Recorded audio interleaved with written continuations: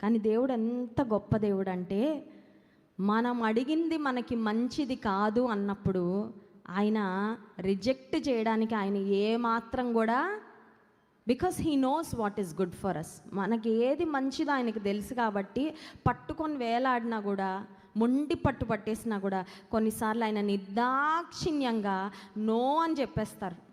ఎందుకు దేవా, నేను ఇంత అడిగాను కదా, నేను ఇంత కోరుకున్నా కదా. ఈ అపవిత్రాత్మ పట్టిన వ్యక్తి నిన్ను ఆనపెట్టుచున్నానని బిగ్గరగా కేకలు వేస్తున్నాడంట. అంటే he was desperately asking Jesus to let him go.